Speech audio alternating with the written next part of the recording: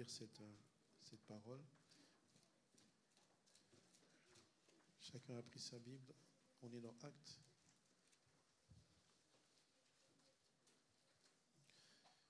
On est dans le livre de Actes, chapitre 1, à partir du verset 6, mais j'ai vraiment besoin du verset 8. Alors les apôtres réunis lui demandèrent, « Seigneur, est-ce en ce temps-là que tu rétabliras le royaume d'Israël ?» Il répondit, « Ce n'est pas à vous de connaître le temps ou les moments que le Père a fixés de sa propre autorité. » Verset 8, « Mais vous recevrez une puissance, le Saint-Esprit survenant sur vous, et vous serez mes témoins à Jérusalem, dans toute la Judée, la Samarie, jusqu'aux extrémités de la terre. Amen. Amen, amen. Nous pouvons nous asseoir. Que Dieu vous bénisse. Oui, nous sommes en train de partager sur un sujet. Notre thème, c'est le Saint-Esprit. Et par ce thème, nous voulons que chacun puisse prendre conscience que nous avons besoin du Saint-Esprit. Le Saint-Esprit, on en a besoin. Parce que sans le Saint-Esprit, on ne peut rien faire. Alors, c'est une promesse que Jésus avait faite aux apôtres, aux disciples qui étaient avec lui, qui sont devenus des apôtres plus tard, parce que les disciples, c'était ceux qui étaient envoyés les disciples, c'était les apprenants, et les apôtres, c'était ceux qui étaient envoyés pour que l'œuvre de Dieu se fasse. Alors, ce que nous avons essayé d'expliquer la fois passée, parce qu'on n'avait fait qu'une seule séance, nous avons essayé d'abord de poser le problème, de savoir, est-ce que quand on parle du Saint-Esprit, on parle d'une personne, ou bien on parle de qui? Parce qu'on a vu des personnes déclarer qu'il y a trois dieux, enfin il y a trois personnes en Dieu.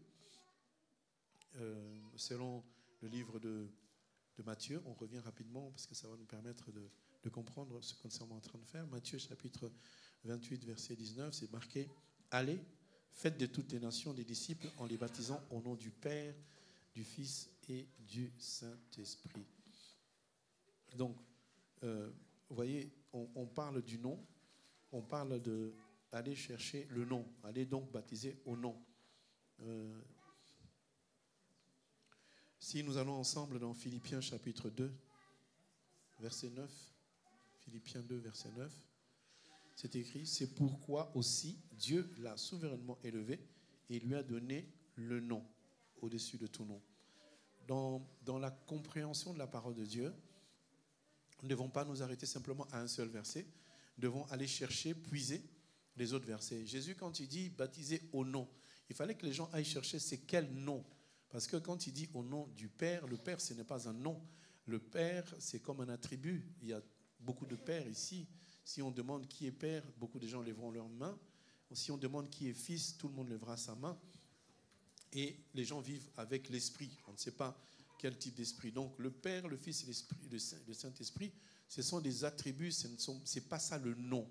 On a dit de chercher le nom. Alors nous sommes allés dans Philippiens pour dire que c'est pourquoi aussi Dieu l'a souverainement élevé et lui a donné le nom qui est au-dessus de tout nom, afin que, au nom de Jésus, donc le nom du Père, c'est Jésus, le nom du Fils, c'est Jésus, le nom du Saint-Esprit, c'est Jésus. Le problème avec la compréhension de la parole de Dieu, c'est que tout le monde lit en français sujet, verbe, complément. Et ça, c'est une mauvaise façon de lire la parole, parce que la parole n'a pas été écrite dans un langage humain, ça a été d'abord écrite dans un langage spirituel, dans un langage divin. Je prends l'exemple du verset que souvent on utilise, « L'homme quittera son père et sa mère, s'attachera à sa femme ». Ce verset-là, ce n'est pas pour nous. C'est lui qui a quitté son père et sa mère, c'est Christ. Il a quitté son père, il a quitté sa mère, il s'est attaché à sa femme qui est l'épouse. Et quand on dit que c'est lui qui trouve une femme, trouve le bonheur, vous poserez la question à tous les mariés, ils vous diront, oui, j'ai une femme, c'est le bonheur de ma vie, mais c'est juste une façon de dire, j'espère que ça sera le bonheur.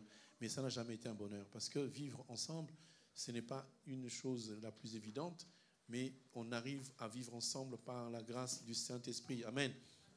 Alors, on voulait effacer et enlever toutes ces hérésies qu'on a entendues à gauche, à droite, la personne du Saint-Esprit, il faut appeler le Saint-Esprit. Quand tu pries, ne prie pas Dieu, il faut prier Jésus qui appellera le Saint-Esprit et Dieu va agir. Donc, il y a une combine qu'on n'arrive pas à comprendre. Aujourd'hui, on essaye de dire à tout le monde que Dieu s'appelle Jésus. Il est le même en tant que Père, parce qu'il a créé. Il est venu comme Fils, la parole qui a été donnée, et il agit en nous comme Saint-Esprit. Je prendrai encore un témoin qui est dans Éphésiens chapitre 4. Éphésiens chapitre 4, verset 5. Il y a un seul Seigneur, une seule foi, un seul baptême, un seul Dieu et Père de tous, qui est au-dessus de tous et parmi tous et en tous. Donc, en tant que Père, il était au-dessus, c'est lui qui a tout créé. En tant que Fils, il est avec nous, c'est cette parole que nous voyons. Et en tant qu'Esprit, il est en nous. Et c'est ça un peu la démarche. Je vais juste prendre juste le livre de Corinthiens pour montrer que 1 Corinthiens chapitre 8. 1 Corinthiens chapitre 8. À partir du verset 6, je crois. 1 Corinthiens 8, verset 6. C'est écrit, « Néanmoins, pour nous, il n'y a qu'un seul Dieu. »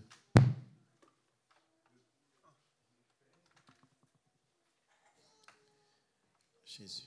« Néanmoins, pour nous, il n'y a qu'un seul Dieu, le Père, de qui viennent toutes choses et pour qui nous sommes, et un seul Seigneur, Jésus-Christ, par qui sont toutes choses et par qui nous sommes.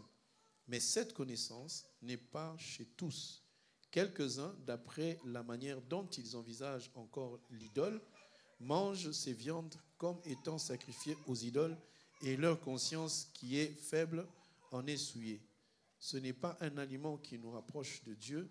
Ce n'est pas le verset que je cherche, mais c'était pour montrer qu'il n'y a qu'un seul Dieu, même si d'autres personnes pensent qu'il y en a plusieurs. Si vous lisez à partir du verset 1, vous verrez. Je vous donne juste une pensée par rapport à ce qu'on avait dit, Jésus-Christ, c'est Dieu lui-même. On est dans Ésaïe chapitre 35.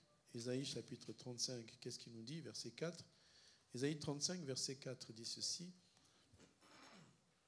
Dites à ceux qui ont le cœur troublé, prenez courage, ne craignez point, voici votre Dieu, la vengeance viendra, la rétribution de Dieu. Il viendra lui-même et vous sauvera. Alors s'ouvriront les yeux des aveugles, s'ouvriront les oreilles des sourds, alors les boiteux sauteront comme un cerf et la langue du muet éclatera de joie, car les eaux jailliront dans les déserts et les ruisseaux dans la solitude.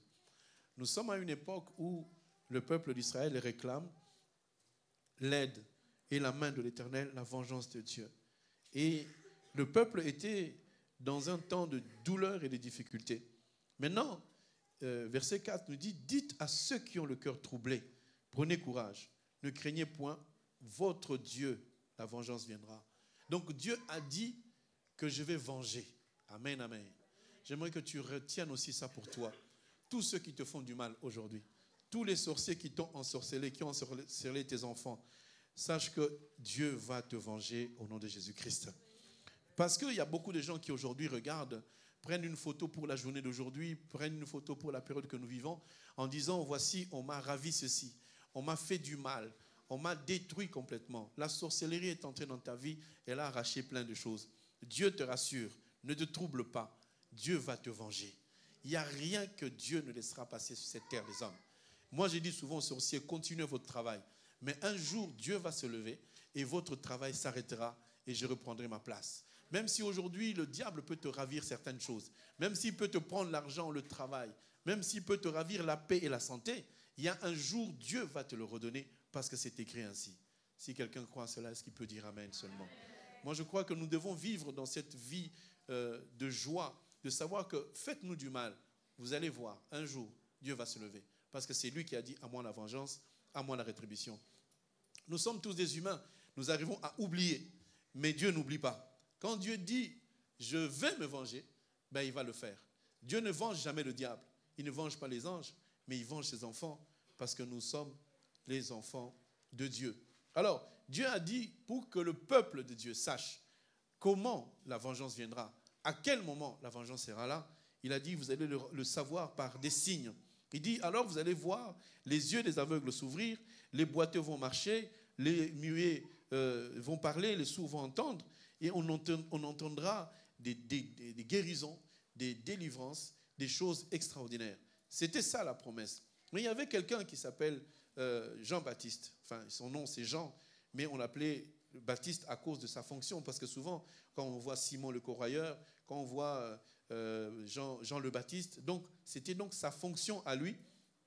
Et cet homme est venu et il était dans une sorte de difficulté. Et il était en prison d'ailleurs. Nous sommes dans Matthieu chapitre 11, verset 2. Donc Jean était en prison et Jean se posait des questions. Comme toi aussi tu te poses la question, Dieu m'a-t-il oublié? J'ai bien aimé l'enseignement de l'homme de Dieu qui a parlé vendredi. Des fois nous disons à Dieu, Seigneur, tu m'as oublié. Dieu n'oublie personne. Amen, amen. Dieu ne t'a jamais oublié, il ne t'oubliera pas. Comme toi, mère, toi, père, tu ne peux pas oublier tes enfants. Dieu ne t'a jamais oublié. Je suis dans Matthieu chapitre 11, verset 2, qui dit ceci. Jean ayant entendu, c'est Jean-Baptiste, ayant entendu parler dans sa prison des œuvres de Christ, lui fit dire par ses disciples. Si vous remarquez bien, Jean-Baptiste, c'était un serviteur de Dieu, c'était un prophète de l'Éternel, mais il s'est retrouvé en prison. Ne soyez pas scandalisés que des fois qu'il y ait des difficultés auprès des hommes de Dieu, Dieu seul sait ce qu'il est en train de faire. Si un homme est un homme véritable, un homme de Dieu, il peut y arriver des problèmes, mais Dieu seul sait comment il le conduit. Alors nous ne devons pas dire, voilà, cet homme-là est mort, ou bien cet homme-là a des problèmes, ou ses enfants ont des problèmes, parce qu'il ne sert pas Dieu. Non, Dieu peut permettre que Jean-Baptiste puisse aller en prison. Et pourtant, si vous regardez bien, qui connaît le nom de la femme de Jean-Baptiste? Vous connaissez le nom de sa femme? Vous connaissez le nom de sa maison? Il habitait où? Son adresse est bien inscrite. Hein?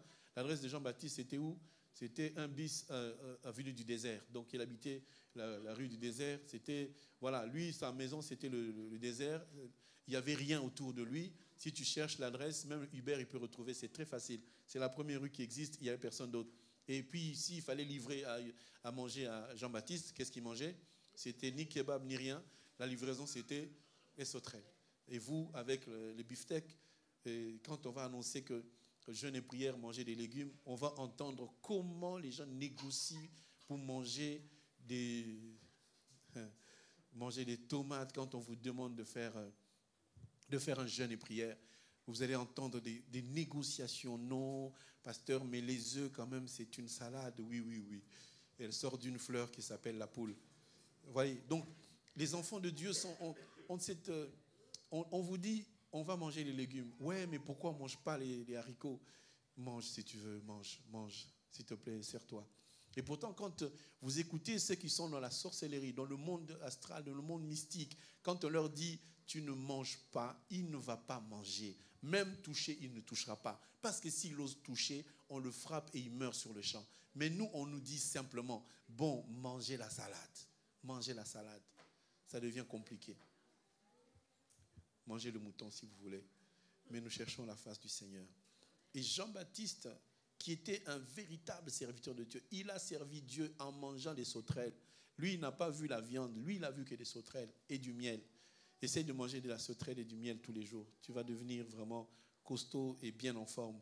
Mais malgré cela, malgré les sacrifices de Jean-Baptiste, on l'a attrapé, on l'a mis en prison. Dans la prison, il pourrait dire à Dieu, Seigneur, moi qui ne mange que, moi qui ne vis que dans les déserts, et les vêtements, les pantalons, je ne connais pas. Je porte des vêtements en peau de chameau. Je porte des vêtements que personne n'acceptera. Vous connaissez un pasteur qui peut accepter de porter des vêtements de chameau pour venir prêcher? On dira que non, non, non. Il doit avoir un 4 pièces, je ne sais pas si ça existe, un 3 pièces, pour qu'il soit considéré comme étant un homme de Dieu très puissant. Mais nous bénissons Dieu parce que nous ne sommes pas au temps de Jean-Baptiste, mais nous sommes au temps où Dieu permet des fois que nous puissions vivre dans un confort. Et regardez, c'est Jean-Baptiste qui est en prison, il a encore des disciples. J'aimerais vous dire, même s'il y a une déchéance quelque part, soyez fidèles à celui que Dieu vous a donné. Amen, amen. Soyez toujours fidèles. Même s'il est allé en prison, les disciples de Jean-Baptiste auraient pu dire, oh, nous on te suit, tu es serviteur de Dieu, tu vas en prison, donc tu es un faux, on t'abandonne. Soyez fidèles. Amen. J'aimerais dire aussi aux enfants, soyez fidèles à vos parents. Si ton père a fait quelque chose de mal dans ta vie, il t'a abandonné pendant que tu es né, il t'a laissé avec ta maman, il est parti, le jour de ton mariage, appelle-le, qu'il vienne manger le poulet avec toi. Appelle-le parce que c'est ton père. Biologiquement, appelle-le. J'ai eu des cas dans l'église où la sœur me disait, ce papa-là, il avait abandonné ma mère en Afrique et pensait qu'il allait mourir Ma mère s'est débrouillée, elle est arrivée en Europe. Lui aussi, il est venu avant. Maintenant, à mon mariage, je ne peux pas l'inviter. Invite-le. Invite-le. C'est ton père biologique. Ne rejette pas ton père. De la même manière pour les hommes de Dieu, faites-le. Alors, maintenant, il envoie ses disciples pour dire, allez poser la question. Verset 3, Matthieu 11, verset 3, il dit, es-tu celui qui doit venir ou devons-nous en attendre un autre? Jésus répondit, allez rapporter à Jean ce que vous entendez, ce que vous voyez. Les aveugles voient, les boiteux marchent, les lépreux sont purifiés, les sourds entendent, les morts ressuscitent. La bonne nouvelle est annoncée aux pauvres. Les gens qui sont venus vers Jésus ils ont dit, mais Jean-Baptiste nous a envoyés pour te poser la question, es-tu celui qui devait venir ou bien devons-nous en attendre un autre? Jean-Baptiste avait reçu la parole de Dieu qui lui disait que lorsque vous verrez les boiteux marcher, vous allez voir les aveugles recouvrir la vue, les muets parler, les sourds entendre, vous devez savoir que Dieu, le Créateur, l'éternel Dieu des armées, est descendu lui-même, comme il avait dit dans le livre de Ésaïe, chapitre 35, verset 4. Il dit, moi-même je descendrai. Il n'a pas dit, je vais envoyer mon fils, mais moi-même je descendrai. Et quand Jésus a expliqué ces choses à ces gens qui ont regardé, qui ont écouté, Jésus ne leur a pas dit, allez lui dire. Il a dit, venez voir ce que je fais. Vous voyez que les aveugles sont en train de recouvrir la vue, vous voyez que les morts ressuscitent, vous voyez que les boiteux marchent, alors allez rapporter à Jean-Baptiste. Jean-Baptiste étant révélé dans la prophétie, il a compris que c'est lui qui est en train de faire ça, ce n'est pas un homme, c'est le Créateur. Amen. Il faut que tu sois sûr et que tu sois dans la fierté de savoir que c'est lui qui te conduit, ce n'est pas un homme, c'est lui qui te conduit, c'est le Créateur. L'avantage de notre marche, si on peut appeler ça religion, à la différence des autres, c'est que nous adorons le Créateur alors qu'eux, ils adorent la créature. Quand tu iras, par exemple, permettez-moi aujourd'hui de parler un petit peu de certaines choses, mais je ne vais pas trop entrer dans les détails. Les sectes, les kimagismes, tous ceux qui sont aujourd'hui en train de parler d'un homme qui gère leur assemblée, ils sont en train de vénérer un homme, une créature qui a un tombeau. Mais lorsqu'on s'est levé pour chercher le tombeau de Jésus n'existe pas parce que Jésus est vivant. Et Dieu nous interdit d'invoquer les morts. Nous ne devons pas invoquer un mort. Nous devons invoquer celui qui est ressuscité, celui qui vit à jamais. Amen, amen. Alors, la pensée que nous voulons donner ce matin, c'est que Dieu a donné, dans le verset qu'on a lu dans Actes, il a dit, vous recevrez le Saint-Esprit. Bien-aimés, tel que nous sommes là, chacun de nous, en tant qu'enfant de Dieu, doit recevoir le Saint-Esprit. On m'a posé la question, mais comment reçoit-on le Saint-Esprit? Il faut qu'on en parle. Parce que le Saint-Esprit, lorsqu'il vient en nous, j'ai dit mercredi, quand on a commencé ce thème, il vient produire deux choses. Quand tu reçois le Saint-Esprit, ce n'est pas un pouvoir quelque part que tu reçois. C'est lui qui était au-dessus de toi, qui est venu autour de toi, maintenant qui vit en toi. Donc, quand on dit que le corps de l'homme devient le temple du Saint-Esprit, c'est que c'est lui qui a tout créé, vient habiter en toi. Il vient pour te conduire. Il vient pour t'amener à la vie éternelle. Il vient pour que tu puisses avoir le moyen de servir Dieu. On ne peut pas servir Dieu avec la chair. On sert Dieu avec le Saint-Esprit. Et nous devons réclamer le Saint-Esprit. Je vais vous donner quelques conditions pour avoir le Saint-Esprit, à qui le Saint-Esprit est donné, pour que tu saches, est-ce que tu es dans les cordes? Parce qu'aujourd'hui, il y a beaucoup d'amalgames. On voit des gens qui se lèvent, qui prophétisent, qui parlent. J'aimerais te dire qu'il n'y a pas que les enfants de Dieu qui voient des choses en esprit. Les sorciers aussi voient. De la même manière que nous, on peut voir une grâce dans la vie de quelqu'un, eux aussi peuvent voir.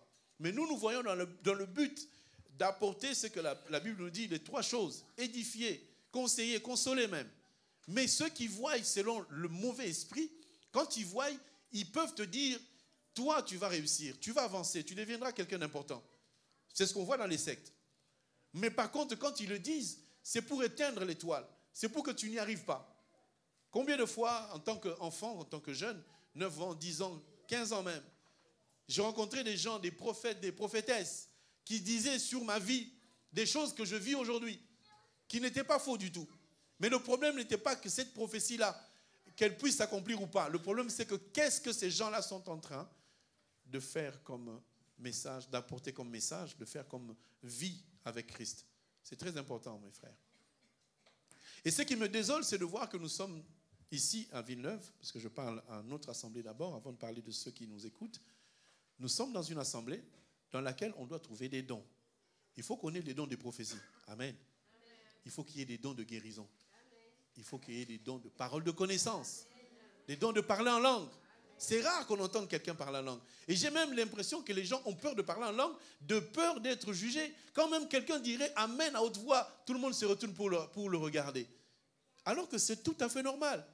Je n'ai jamais vu dans un stade de foot, même dans un salon, des frères qui regardent un match de foot, quand le PSG marque, tout le monde se lève pour acclamer et les autres le regardent pour dire pourquoi tu acclames. J'aimerais rentrer dans vos maisons pour regarder le match avec vous. Je pense que la maison est électrifiée.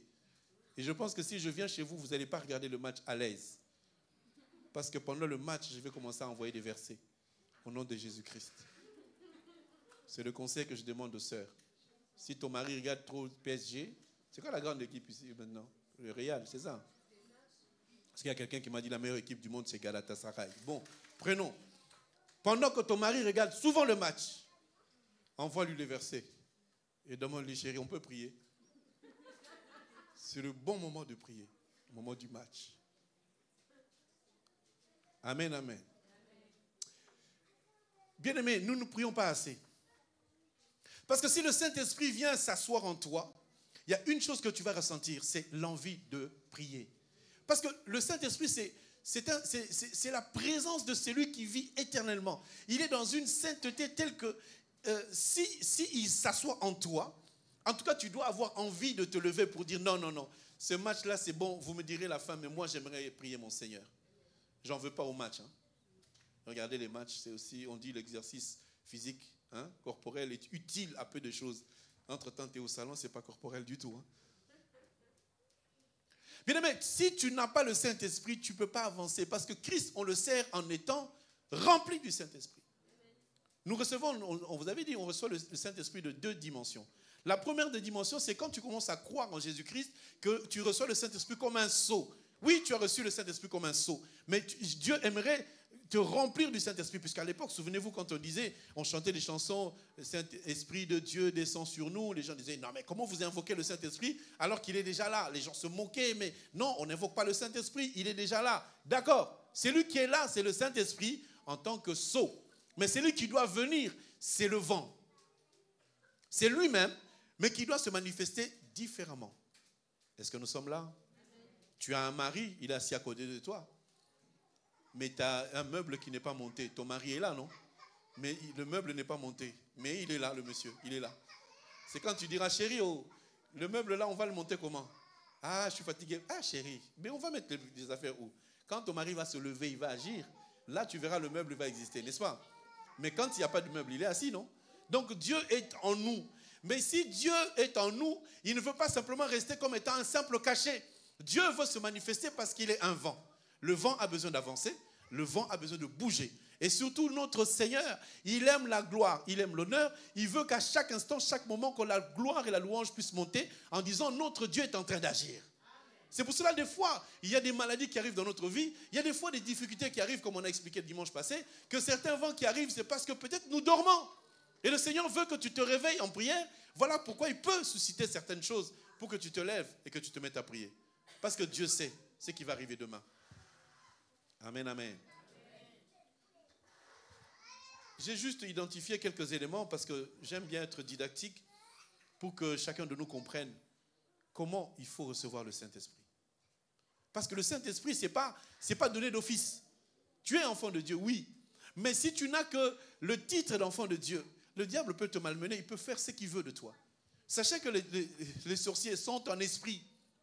Ils sont en esprit. Nous, quand on était jeunes, on avait des amis qui disaient je suis un homme d'esprit. Bon, en français, ça ne sonne pas bien. Je suis un homme d'esprit. C'est-à-dire que nous, à l'époque, on se disait, mais un homme d'esprit, c'est quoi? C'est que lui, c'est l'esprit, quoi. Mais en fait, c'était l'esprit des ténèbres. C'est la sorcellerie. Il faisait des trucs bizarres. Et vous comprenez que les gens qui sont dans la sorcellerie, ils sont en esprit. Mais toi, tu vis dans la chair. Je peux vous dire une vérité, c'est qu'aujourd'hui, tous les problèmes qu'il y a dans les églises, des divisions, des séparations, des incompréhensions, c'est par manque du Saint-Esprit. Si tous tels que nous sommes, nous avons le Saint-Esprit, qui pourra nous séparer? Qui pourra nous séparer? Pourquoi l'homme et la femme ne se séparent pas? Parce qu'il y a quelque chose au milieu de ça, ça s'appelle l'amour. Vous comprenez? C'est un pouvoir, c'est une puissance.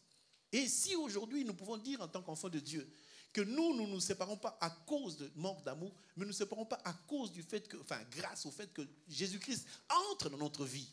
Même si dans ta famille, il y a des gens qui ne se marient pas, même si dans ta famille, il y a des gens qui ne sont pas riches, mais puisque vous acceptez le Saint-Esprit dans votre couple, vous devez savoir que le Saint-Esprit ne viendra pas simplement pour vous donner des œuvres spirituelles, ne viendra pas simplement pour vous donner des dons, mais il vous donnera aussi ce qui est matériel, afin que tous ceux qui sont dans votre famille, tous ceux qui sont autour de vous, puissent apprécier ce que le Saint-Esprit donne. Amen. J'aimerais avertir à certaines personnes, le travail que tu ne l'as pas obtenu parce que tu es intelligent, tu as fait des études. C'est parce que le Saint-Esprit étant en toi, il connaît ce qui va arriver demain, il sait ce qui s'est passé. Il sait que si tu as un travail, si tu as un bon travail, si tu as un bon niveau, il y a des gens de ton niveau qui viendront à connaître Dieu parce qu'ils ne voient pas le Saint-Esprit, mais ils voient ton travail. Amen, amen. Qui peut recevoir le Saint-Esprit? Actes, chapitre 2, verset 37. En même temps, je dis qui, et en même temps, je dis les conditions. C'est la même chose. Actes chapitre 2. Premier point, note-le. Premier point pour recevoir le Saint-Esprit, Actes chapitre 2. Je ne donne pas le titre parce qu'il y a plusieurs éléments dedans. Actes chapitre 2, verset 37 à 38. Après avoir entendu ce discours, ils eurent le cœur vivement touché et ils dirent à Pierre et aux autres apôtres, « Hommes frères, que ferons-nous » Pierre leur dit, premièrement, « Répentez-vous, que chacun de vous soit baptisé au nom de Jésus et pour le pardon de vos péchés, et vous recevrez. » Donc, il y a 3 conditions. Premièrement, la repentance. C'est quoi la repentance? Tu arrêtes ce que tu fais. Tu dis, je me répands du mal que je faisais. Donc, tu quittes ce que tu faisais. Tu abandonnes.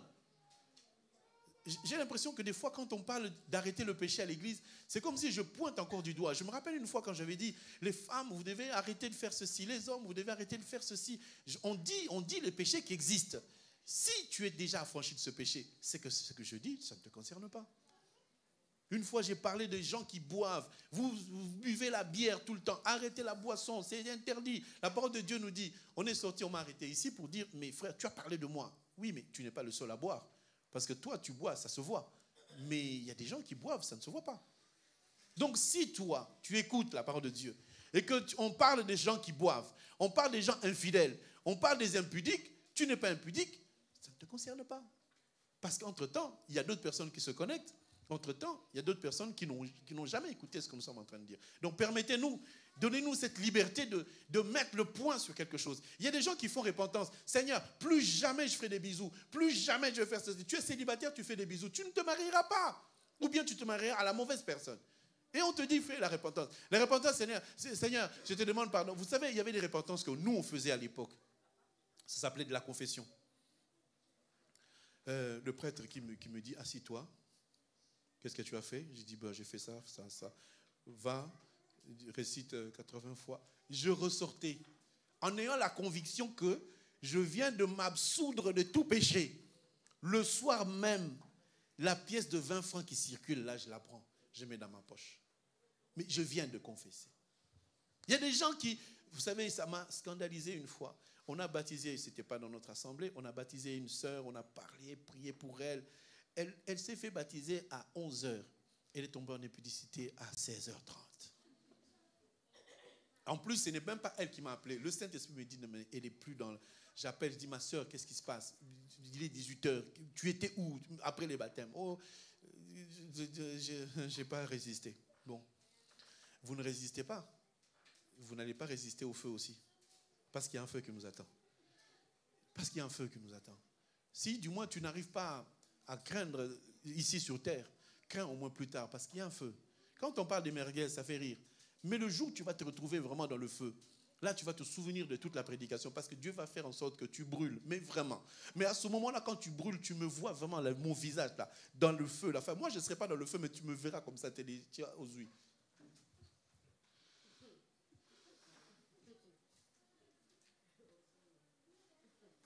Vous savez, Dieu, j'ai vu des personnes qui me disent, oui, pasteur, tu sais, oui, j'avais péché. Et après quoi? Mais Dieu, il connaît, non?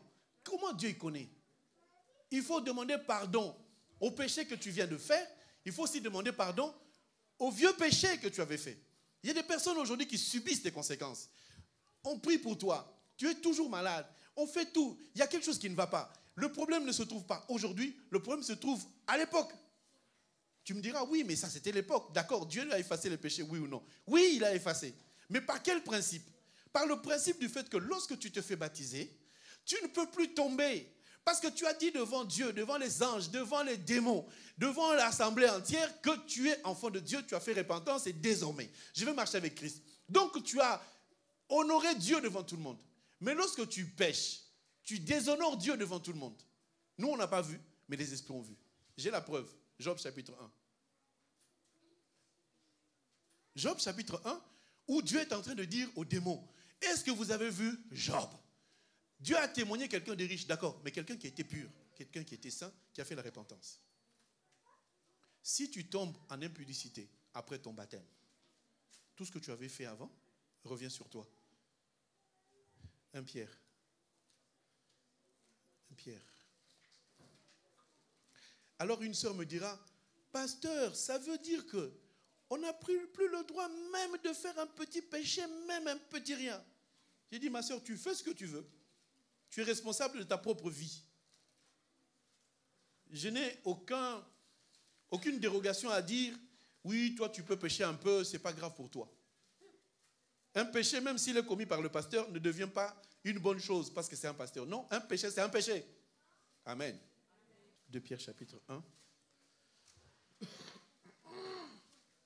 2 Pierre chapitre 1, verset 9. Je le lis directement parce qu'après on va passer le temps. Mais celui en qui ces choses ne sont point est aveugle, c'est-à-dire la piété, l'amour fraternel, la science, la connaissance. Il est aveugle, il ne voit pas de loin et il a mis en oubli la purification de ses anciens péchés. Il y a la purification de tes anciens péchés. Tu as demandé pardon, oui, mais tu es retombé. On a dit à cette femme, va mais ne pêche pas. On ne doit plus revenir au péché passé. Comment est-ce qu'on peut revenir au péché passé? C'est en commettant la même chose qu'on commettait avant. Est-ce que vous êtes là? Vous connaissez les histoires juridiques. Quand on attrape un dealer, on l'attrape. Il n'avait rien sur lui. On le condamne avec sursis. 5 ans avec sursis. Sursis, ça veut dire qu'on ne t'attrape plus. N'est-ce pas? Bon. Même pas une année. On attrape encore avec la drogue. Qu'est-ce qu'on fait de lui? Il prend ferme qu'il avait pris avant. Ils ont pris ça où? La justice. Dans la Bible. C'est-à-dire que quand tu demandes pardon à Dieu, tu fais repentance, tu dis c'est fini, moi et ce péché-là, vraiment, ce n'est même pas adieu ni au revoir. C'est vraiment terminé. Tu as pris ton baptême. Maintenant, tu marches selon la pensée du Seigneur. Comment tu peux arriver? Bon, si on peut dire, écoute, il a menti. Ok. Mais l'impudicité, regarde le temps. Mais Dieu a fait en sorte que l'impudicité ne soit pas un éclair. Ce ne soit pas vite fait. Le temps que tu prends, quand tu envoies des textos, des voices tout le temps, tu ne vois pas que tu es en train de pécher.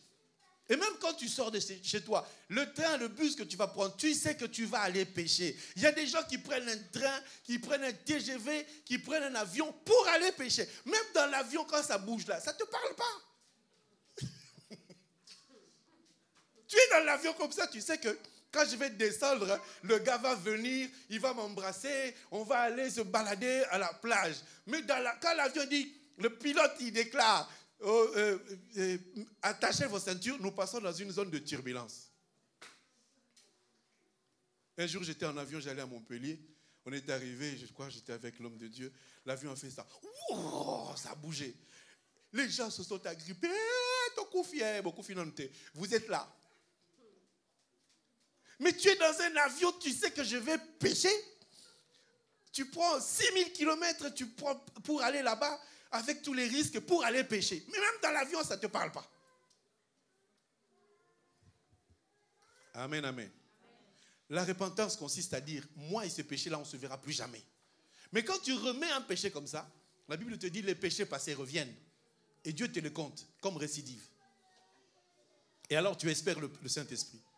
Le Saint-Esprit habite un corps qui est saint. Amen. Le Saint-Esprit veut habiter là où il y a la sainteté. Donc dans le premier point, j'ai dit, c'est la repentance. La repentance, c'est de dire que, Seigneur, pardonne-moi le péché. Moi, j'ai une façon de voir les choses différentes. Je t'ai fait du mal, je te demande pardon. Toi, tu es un humain. Mais David me rappelle que, Père, je n'ai pas péché contre les hommes. J'ai péché contre toi. Parce que le péché n'est péché que parce qu'il y a la loi de Dieu, n'est-ce pas? Tu ne convoiteras pas. Qui a dit ça? C'est ton mari? Non, c'est Dieu. Donc, si j'offense la parole, je ne pêche pas contre un homme, je pêche d'abord contre Dieu. Est-ce que tout le monde comprend? Donc, nous demandons pardon à Dieu. Nous disons à Dieu, je ne recommencerai plus. Mais quand même, je vais voir l'homme pour dire, pardonne-moi, je me suis trompé, j'ai mal fait les choses. Pardonne-moi. Donc, chercher la paix avec tous, c'est-à-dire avec mon prochain, et avec le ciel. Il y a des gens qui se font pardonner que par le ciel. Dieu, pardonne-moi. Mais lui, là, je ne vais plus le calculer. Non, tu demandes pardon à Dieu et tu calcules celui qui est à côté de toi. Est-ce que nous sommes là? Deuxième point, point B dans le premier point, c'est, on a dit repentance et être baptisé. Donc, on ne peut pas avoir le Saint-Esprit si on n'est pas baptisé. Je donnerai une nuance tout à l'heure. Mais il faut être d'abord baptisé. Bon, la question que je vous pose, est-ce que des enfants peuvent avoir le Saint-Esprit? Quelqu'un a une réponse? Est-ce qu'un enfant peut avoir le Saint-Esprit? Est-ce qu'un enfant peut avoir le Saint-Esprit?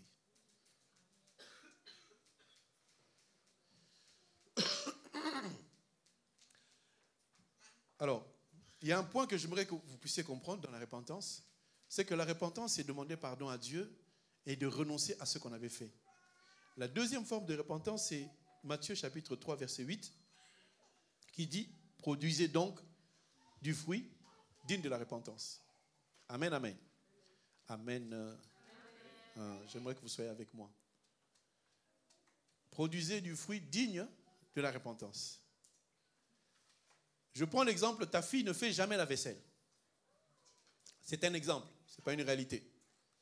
Parce qu'en France, les filles de 20 ans, 21 ans commencent à faire la vaisselle. En Afrique, les filles de 7 ans, de 6 ans font la vaisselle. N'est-ce pas? Alors, qui a fait mal, qui a fait bien? Moi, je préfère qu'une fille de 6 ans fasse la vaisselle, qu'elle grandisse comme ça, avec amour, jusqu'à ce qu'elle arrive chez elle, elle n'aura pas de soucis. Mais celles qui ont commencé à faire la vaisselle à 25 ans, vous allez faire ça dans la maison de votre mari, surtout si vous épousez un Congolais. Entre la casserole de Fumbwa qui font bien, et le ndolé, ça va, ça passe, ça ne gratte pas beaucoup. Parce que le Fumbwa, ça gratte beaucoup. Le pondu aussi, c'est pareil. Plein d'huile. Et moi, si j'étais Congolais, je dirais à tous les Congolais, n'achetez jamais la machine à laver la vaisselle. C'est ma façon de voir. Est-ce que vous êtes là? Pourquoi vous ne dites pas amen? Vous êtes contre moi ou quoi? Je sais que vous ne m'appréciez pas, mais c'est comme ça. Frère, n'achète pas la vaisselle pour ta femme. Comme ça, elle aura moins d'ongles. Parce que je vois les sœurs comme ça. Comment ils font pour appeler les téléphones? Ça passe vite. Mais pour nettoyer, il faut vraiment nettoyer à la main. Que Dieu soit béni. Donc je disais que nous devons nous repentir, mais nous devons aussi produire du fruit digne de la repentance. Ta fille fait des mauvaises choses, tu la punis. Elle revient, maman, pardon, je ne vais plus refaire. Cette fois-ci, je vais faire la vaisselle. C'est juré, promis. La voilà qui va faire la vaisselle. Mais il y a encore de l'huile sur les assiettes. 2 jours après, elle a oublié de faire son travail. Elle ne le refait plus. C'est rare en France, c'est très rare. Mais elle fait la vaisselle 1 jour, 2 jours pour montrer la bonne foi.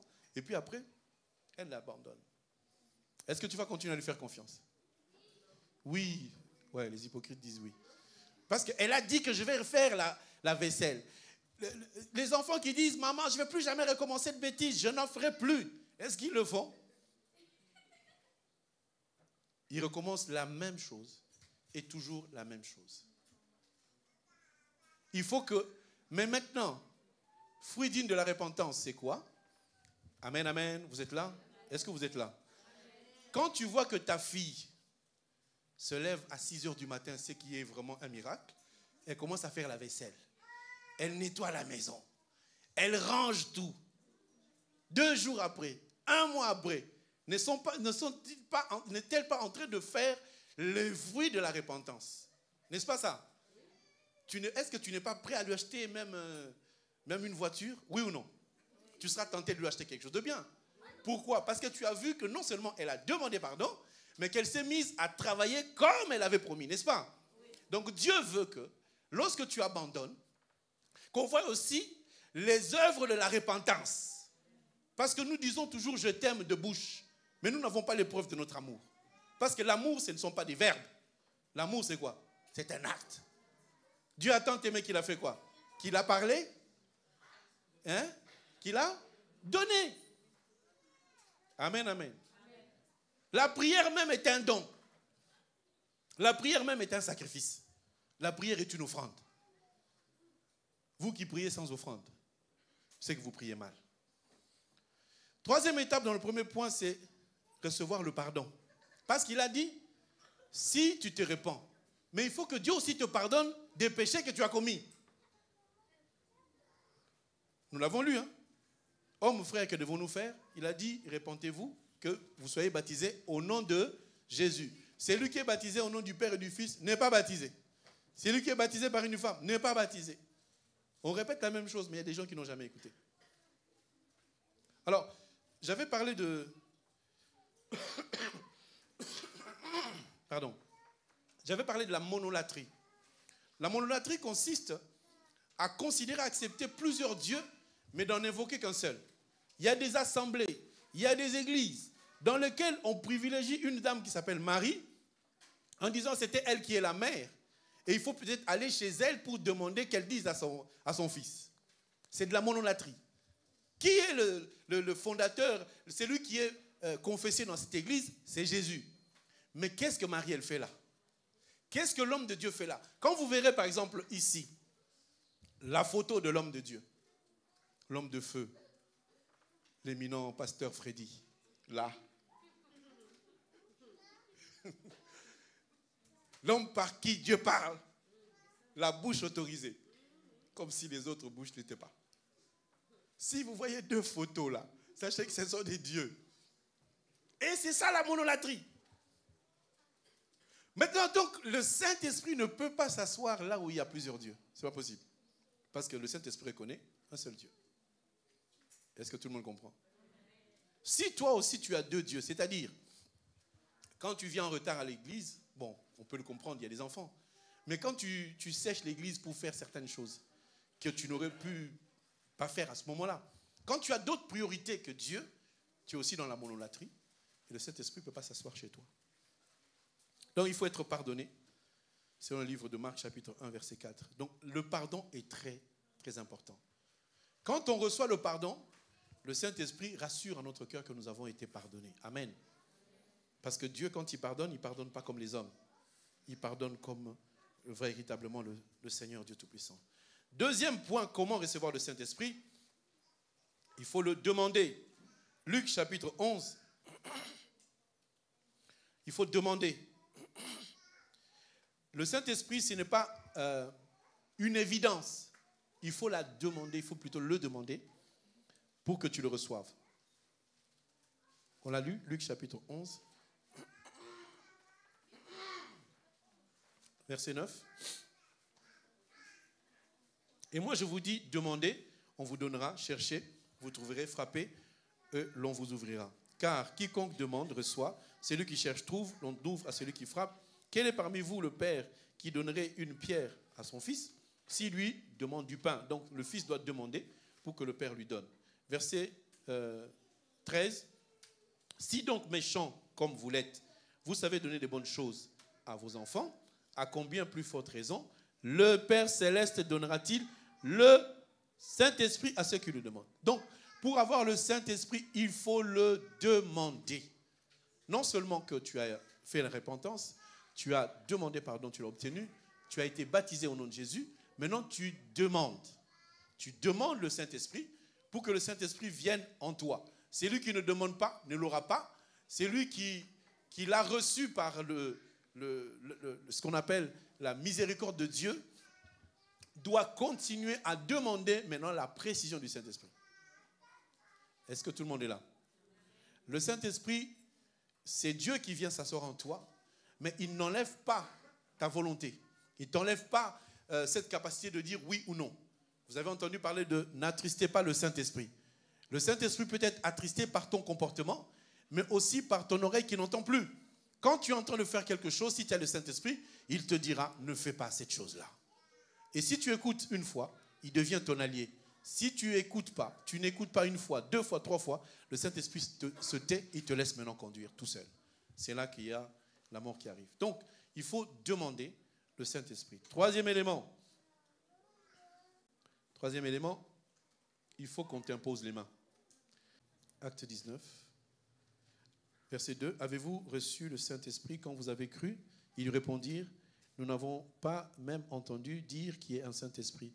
Et il dit, de quel baptême avez-vous donc été baptisé? Et il répondit, du baptême de Jean. Vous avez vu, le baptême de Jean, c'est le baptême que beaucoup de personnes reçoivent dans des églises, dans des communautés, sans avoir la véritable connaissance.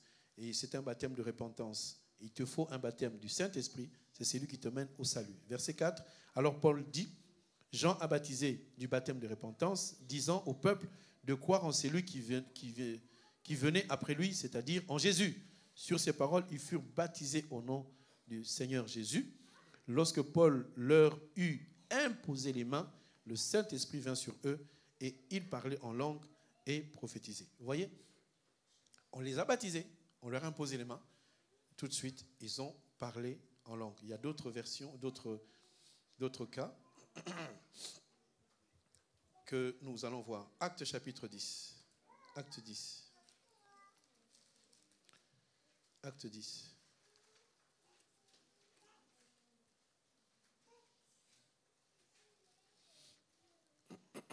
Dans Acte 10, c'est l'histoire de Corneille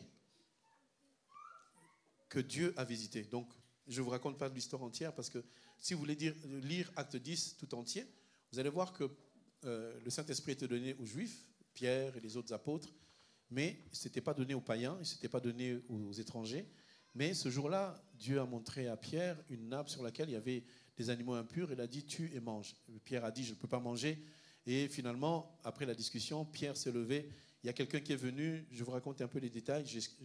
J'évite un peu les détails parce qu'on court derrière le temps.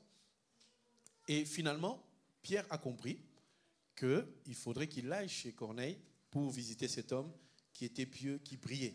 Et quand ils sont entrés, remarquez que Corneille était chez lui, il priait chez lui à la maison. Mais prier à la maison, ça ne t'amène pas le salut.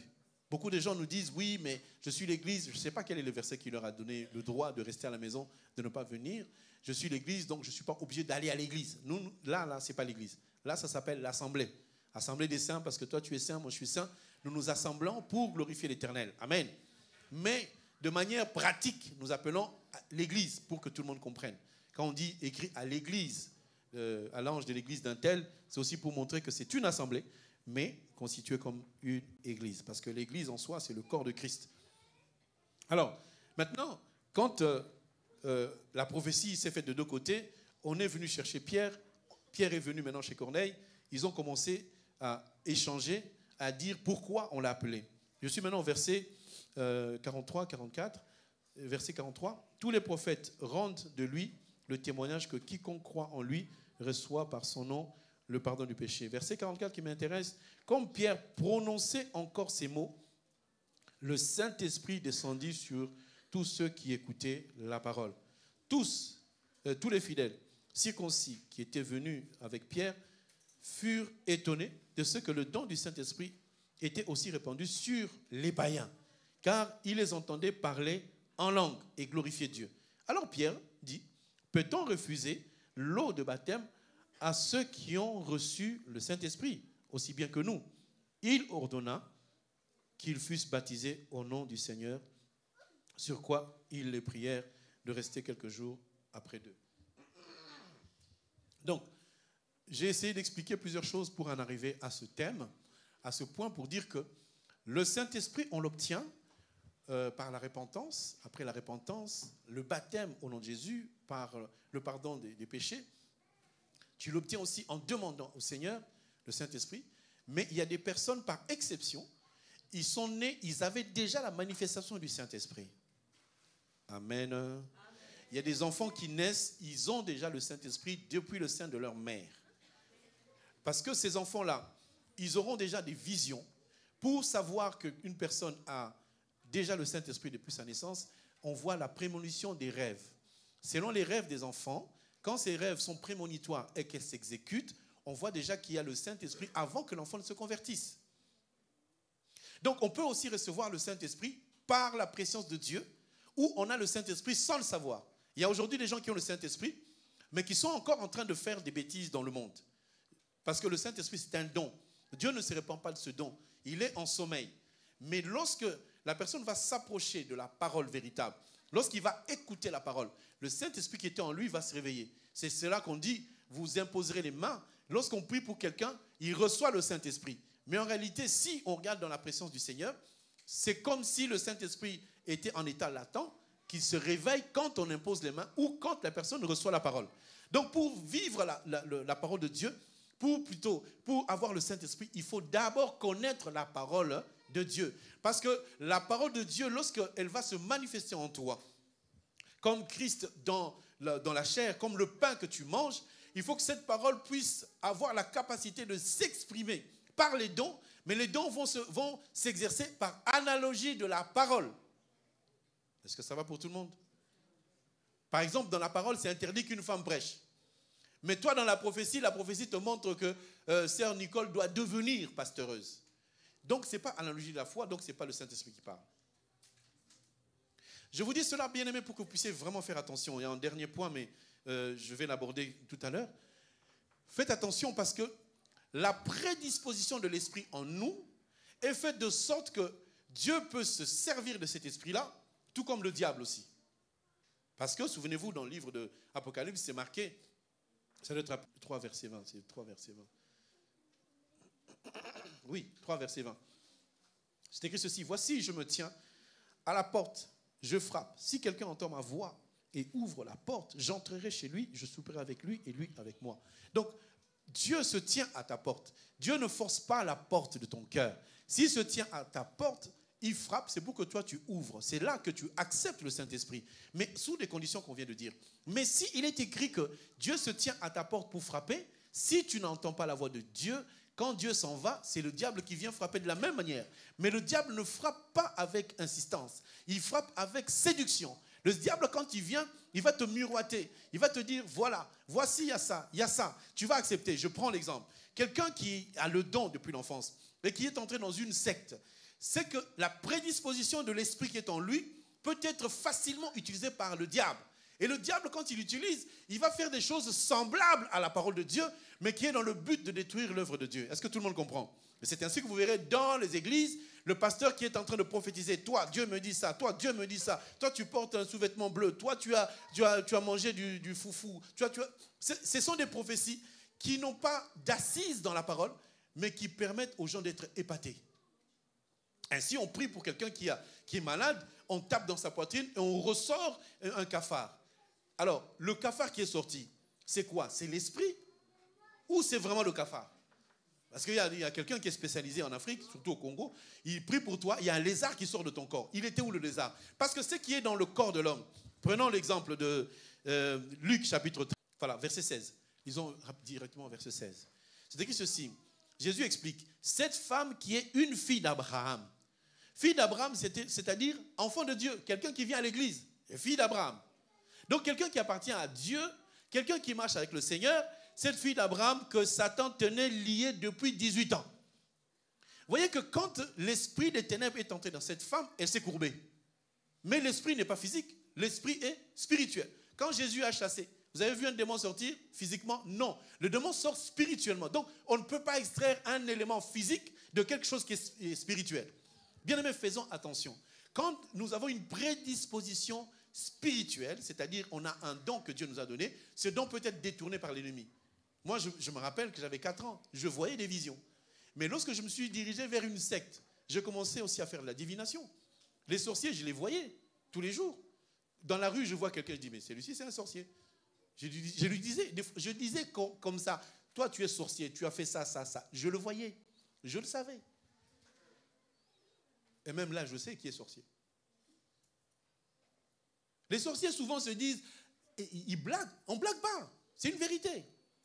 Les sorciers peuvent venir au milieu de nous tranquillement. Et nous sommes en train de nous disputer. Oui, pourquoi il a fait ci? Pourquoi il a fait ça? Bien-aimé, cherche le Saint-Esprit. Vous savez, tel qu'on est assis comme ça, là, Dieu peut te révéler que telle chose va se faire. Et ça se fait.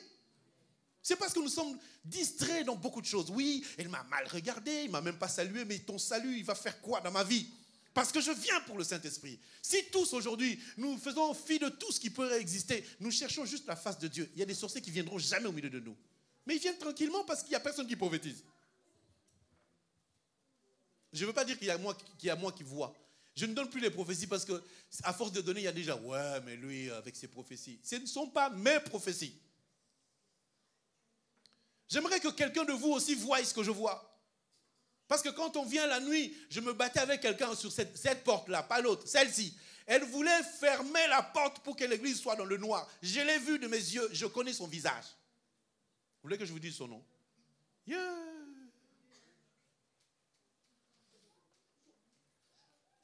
Il y a des choses qui se passent dans nos vies, frère. Tu dors comme ça, il y a un esprit qui vient dans la chambre de ta fille. Tu ne vois pas, tu es toujours en train de dire, c'est qu'on m'a fait à l'église là. Vraiment, oh Seigneur, vraiment, je vais le voir dimanche. Mais tu es en train de penser à ces choses, alors que dans ta chambre, il y a ta fille qui souffre. Les esprits de ténèbres ne sont pas couchés. Pendant que tu dors, ils ne se couchent pas. La Bible déclare que le diable rôde comme un lion rugissant. Lui, il va rôder tous les jours pendant que tu es en train de ruminer ta colère. Lui, il est en train de dire rumine quand même. Nous devenons faibles quand nous sommes en colère. Nous devenons faibles quand nous vivons dans la haine. Nous devenons faibles quand nous faisons des choses qui sont contraires à la parole de Dieu. Et là, l'esprit qui est en toi n'agira même pas. On donne beaucoup de gloire aux démons parce que les sorciers, tu te réveilles le matin, ils m'ont ensorcelé, ils ont fait ceci. Mais pendant que tu étais en train de te disputer, pendant que tu étais en train de traiter des choses qui n'étaient pas utiles à Dieu, Dieu pouvait te révéler demain. Il se passera ça, il se passera ça, il se passera ça. Toutes les nuits, je me bats toujours avec des gens qui viennent pour me dire, laisse ces enfants-là, nous on veut les attraper. C'est contre vous qu'ils veulent. Ils veulent arracher certains parmi vous. Ils disent qu'il y a certains qui ne vont pas se marier. Je me suis même permis d'aller prier pour quelqu'un qui voulait se marier. Leur mariage était complètement compliqué, ils ne pouvaient jamais se marier. J'ai dit, je vais même interposer. Je me suis interposé, ils se sont mariés. Et jusqu'aujourd'hui, ils viennent m'attaquer pour me dire, pourquoi tu les as mariés? J'ai dit, je l'ai fait au nom de Jésus-Christ. Vous ne me ferez rien. Vous ne pouvez pas savoir le nombre de combats que nous on peut avoir. Ça peut nous soulager que quelques-uns parmi vous qui reçoivent le Saint-Esprit. Parce que le Saint-Esprit, quand il vient pas simplement pour te caresser, te dire avance, avance, avance. Il va te révéler des choses de demain. Il y a des choses qui doivent se faire demain. Le corona, quand il est arrivé, j'étais à Nice avant. J'étais au mois de février. J'étais en train de dire à Nice, il y a quelque chose qui va se passer en France, je ne sais pas quoi, mais je vois qu'il y a quelque chose qui va toucher le monde entier, mais je ne sais pas expliquer ce que c'était. Je suis revenu à Paris. Le 23 mars, on a fermé, on a dit, on est en confinement. C'était le corona. Il n'y a personne qui a vu. Personne. Il y a quelqu'un, j'avais prophétisé ici, j'avais dit des choses, je suis allé le voir chez lui, il ne vient plus à l'église. Hein. Il m'a dit, pasteur, tu te souviens, tu avais dit ça, regarde, ça s'est réalisé. Ah ouais, mais je ne cherche pas à ce que ça se réalise. Je dis ce que Dieu me dit. Mais pourquoi je dois être tout seul? Il faut qu'on soit ensemble. Amen, amen. Quand nous sommes ensemble comme ça et que 4, 5, 6 personnes peuvent voir, il passera par où? Mais s'il y a une seule personne qui est sentinelle, il y a un moment, il va dormir. J'aimerais que tout le monde se réveille. Qu'on voie le Saint-Esprit dans notre vie. Il y a déjà des gens qui ont déjà reçu le Saint-Esprit depuis leur enfance. Là, ce que tu fais maintenant, c'est que Dieu t'a conduit facilement à entrer dans l'église, à écouter la parole de Dieu. Ce qui déclenche le pouvoir, la capacité du Saint-Esprit, c'est l'écoute de la parole. La parole que nous enseignons, elle est esprit et vie. Et lorsque tu écoutes cette parole, elle te communique la grandeur de l'Éternel, elle rencontre l'Esprit qui est en toi, l'Esprit se réveille et tu commences à voir comme Dieu veut que tu voies. Mais combien de personnes marchent la tête baissée à terre en train de dire, mais Seigneur, jusqu'à quand ça va venir? Jusqu'à quand? Si tu entres en prière, si tu te mets à genoux, tu dis à Dieu, moi je dois savoir qui c'est qui m'ensorcelle, qui c'est qui me fait du mal, qui est celui qui est en train de bloquer ma vie. Dieu va te révéler. Ce n'est pas qu'au pasteur, c'est Dieu peut te révéler. Il y a beaucoup de gens qui sont dans la distraction. Ah, je vais au culte. Il va au culte. Mais en réalité, il a d'autres projets dans ce culte-là. Il y a des gens qui ne viennent pas au culte. Bien aimé, excuse-moi. Quelqu'un a un projet pour lui. Ce projet-là, c'est dimanche matin. Moi, je vais aller arrêter mon projet pour aller faire le tien, alors que toi, tu ne viens pas à l'église. Moi, je dois venir dans mon église. C'est qui l'histoire? Tu débarques chez moi, non, mais moi, je ne vais pas dans vos églises là. Eh frère, tu es venu chez moi, tu habites chez moi. Entre dans la voiture, on y va. Moi, je ne laisse pas ma maison chez quelqu'un. Je ne sais pas ce que vous allez faire derrière. Tu rentres à la maison, tu trouves qu'ils se sont mis à danser. Ils ont fait je ne sais quoi dans votre maison. Et les enfants commencent à monter sur la table, tu ne sais pas pourquoi. Je ne suis pas méfiant, je suis direct. Amen. Oh non, mais le pasteur, il a peur. Je n'ai pas peur des sorciers. Mais Dieu nous a dit, soyez prudents, non? Tu prends quelqu'un, bon, vous vous connaissez de face, hein, c'est ton frère, même père, même mère. Tu ne restes pas chez moi, viens, on y va. Non, je ne suis pas en train d'adorer le diable, viens. Tu vas adorer avec moi. De toute façon, ça ne dure que 3 heures. C'est comme si je t'amène au parc. Viens dans le parc du Seigneur. Tu vas t'asseoir là, avec tes enfants. Vous allez manger, vous allez boire. Si tu fais ça dans la famille, scandale! Scandale! Mais moi, mon scandale, vous allez le porter où vous voulez. Mais vous allez venir au nom de Jésus-Christ. Ma mère, elle est venue, elle m'a dit non, moi je vais chez les catholiques. J'ai dit, je ne connais pas. Je ne connais pas. Tu ne connais pas une église? Tu es sûr? Il y a des catholiques partis. J'ai essayé, ça c'est ton problème. Elle est entrée dans la voiture. Elle boudait, boude. Elle a boudé jusqu'à ce qu'on est arrivé à l'église. Elle est entrée, elle était en train de regarder tout le monde. À la sortie, ils étaient tous en train de crier. Hey, tu as assisté au culte? Non. C'est bon. Maman, tu vas aller au culte au nom de Jésus. À côté de culte, dans ma casse, entre, prie le Seigneur. C'est ça. Mais quand ils t'amènent dans leur truc là, viens dans notre... Non, mais on a le ramadan, viens, on va faire le ramadan. Il y a des gens même qui acceptent d'aller faire ça. C'est l'Aïd. Nous aussi, on a l'Aïd ici, non? Faisons notre l'Aïd. L'Aïd, c'est quoi? C'est le pardon. C'est ça, non? L'Aïd. C'est le pardon. Ben, nous, on a fait l'Aïd, là, on a pardonné. Mangeons. Bien-aimés, le Saint-Esprit nous est donné gratuitement. Demandez le Saint-Esprit. Tout le monde se plaint. Oh, il y a ça. Oh, un tel. Il y a des situations que je dis, hein, ne parle pas. Ne parle pas. Laisse, le Saint-Esprit va agir. Il y a quelque chose qui ne va pas aujourd'hui. Moi, ma vie, elle est bloquée. Moi, je n'arrive pas à me marier. Toujours, il y a des situations qui sont compliquées. Arrête de te plaindre. Entre dans la prière. Cherche la face de Dieu. Ça va se résoudre au nom de Jésus-Christ. Dites-moi, citez-moi une seule chose que Dieu ne peut pas réaliser. Il n'y a rien.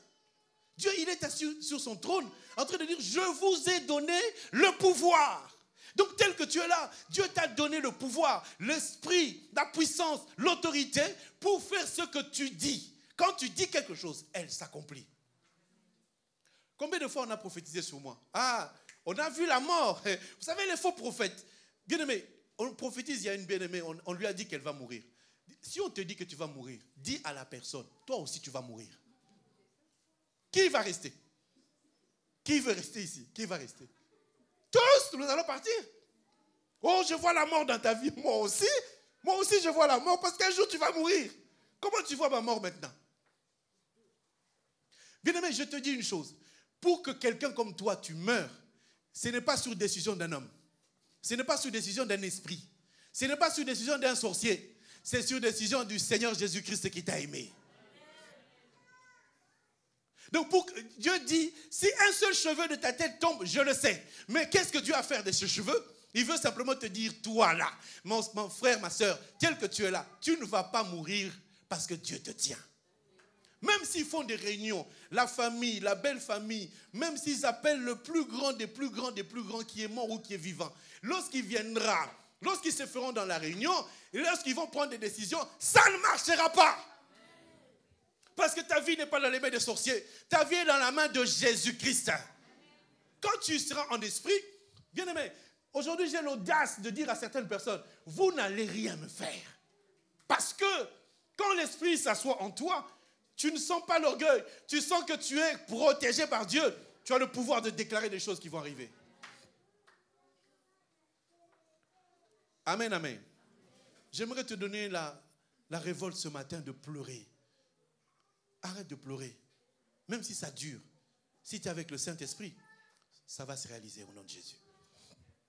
Dernier point. Pour recevoir le Saint-Esprit, la disposition du cœur. Tu peux demander, tu peux être baptisé. Mais si ton cœur est mal disposé, tu ne l'auras pas. Actes chapitre 8. C'est l'histoire d'un monsieur. Je vais lire le verset 14. Les apôtres qui étaient à Jérusalem, ayant appris que la Samarie avait reçu la parole de Dieu, ils envoyèrent Pierre et Jean. Ceux-ci, arrivés chez les Samaritains, prièrent pour eux, afin qu'ils reçussent le Saint-Esprit. Nous avons dit pour recevoir le Saint-Esprit, on doit prier pour toi. Donc, ils ont exécuté la parole de Dieu. Car il n'était encore descendu sur aucun d'eux, et ils avaient seulement été baptisés au nom du Seigneur Jésus. Vous voyez? Condition, être baptisé au nom du Seigneur Jésus-Christ. Verset 17. Alors Pierre et Jean leur imposèrent les mains et ils reçurent le Saint-Esprit. Verset 18. Lorsque Simon vit que le Saint-Esprit était donné par l'imposition des mains des apôtres, il leur offrit de l'argent en disant, accordez-moi aussi ce pouvoir, afin que celui à qui j'imposerai les mains reçoive le Saint-Esprit. Mais Pierre lui dit, que ton argent périsse avec toi, puisque tu as cru que le don de Dieu s'acquérait à prix d'argent. Il n'y a pour toi ni part ni lot dans cette affaire, car ton cœur n'est pas droit devant Dieu. La disposition du cœur. Permettez-moi que je dise en lingala, pardon, je vais traduire. Tu n'auras jamais le Saint-Esprit. Si tu as un mauvais cœur, il y a des gens qui ont un mauvais cœur. C'est-à-dire que quand quelqu'un réussit, il est dans une jalousie. Il commence à se dire, pourquoi seulement elle? Mais le Saint-Esprit fera quoi chez toi? Si quelqu'un est béni, dites gloire à Dieu. Parce que ta bénédiction aussi viendra du fait que tu glorifies Dieu qui a béni ta sœur. Parce que si tu glorifies Dieu, dans ce que Dieu a fait chez quelqu'un, Dieu aussi voudra qu'il soit glorifié dans ta vie. Quand tu vois l'enfant d'un frère, heureusement ici ça n'existe pas, mais permettez-moi de dire parce qu'il y a des gens qui nous suivront. Dans d'autres assemblées où on était, la sœur n'a pas d'enfant ou il n'en a qu'un. Les enfants des autres, ils viennent en nombre pour tata, tata. Ils refusent les enfants des autres parce qu'elle n'en a pas. Accueille les enfants des autres, aime-les. Et Dieu va te donner aussi à toi. Même si Dieu ne te donne pas. Est-ce que Dieu, on mesure sa grandeur par rapport au nombre d'enfants? Non. S'il fallait mesurer le nombre d'enfants, Sarah a été bénie, oui ou non? Elle en a eu combien? Un seul. Ça suffit. Il y a d'autres qui sont partis sans enfants. Ils ont glorifié l'Éternel. Parce que Tabitha qui faisait des vêtements, vous ne savez pas si elle avait des enfants, si elle avait un mari. Parce qu'elle faisait des vêtements aux veuves. Certainement qu'elle a eu un mari, mais qu'il est décédé sans enfant. Nous sommes en train de calculer Dieu par rapport à la bénédiction. Dieu n'est pas dans la bénédiction qui évalue s'il est bon ou pas. Dieu restera bon, stérile ou pas. Dieu restera bon si tu es marié ou pas. Dieu restera toujours Dieu. Parce qu'au-delà du mariage, tu as le souffle de vie. Dans ton cœur, il y a la respiration. Amen, amen. Oui, est-ce que tu peux vraiment acclamer le Dieu vivant?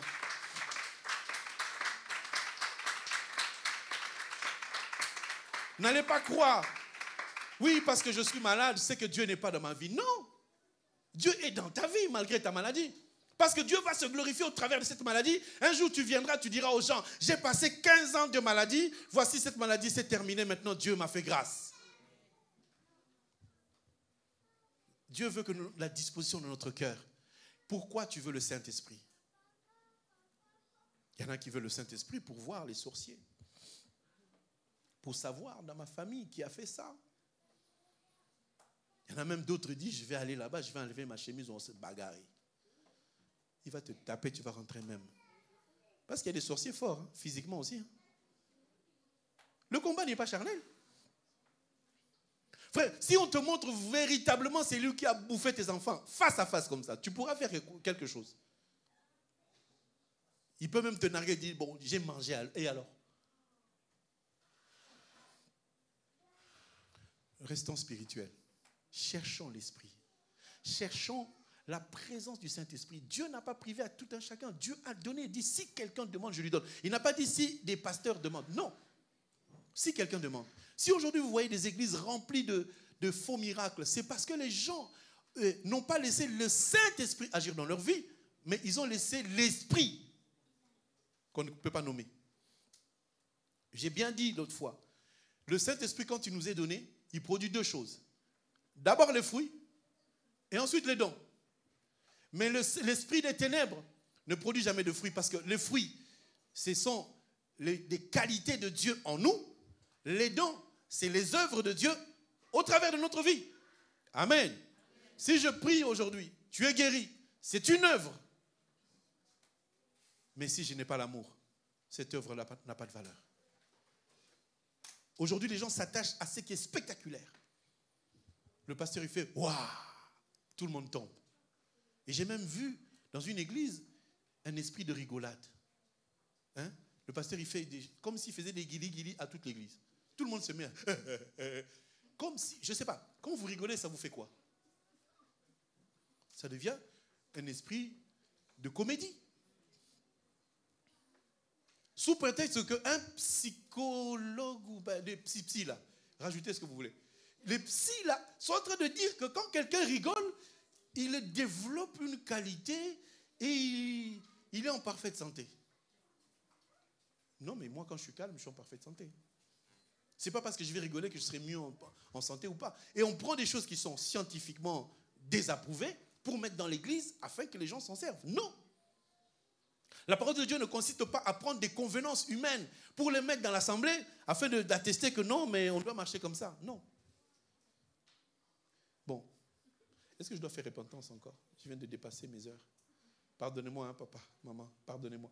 J'étais en train de parler. Hein. Je n'ai pas dit grand-chose, mais bon. J'espère que vous m'avez pardonné, que le Saint-Esprit reste en moi. Hein? Est-ce qu'on peut acclamer le Seigneur?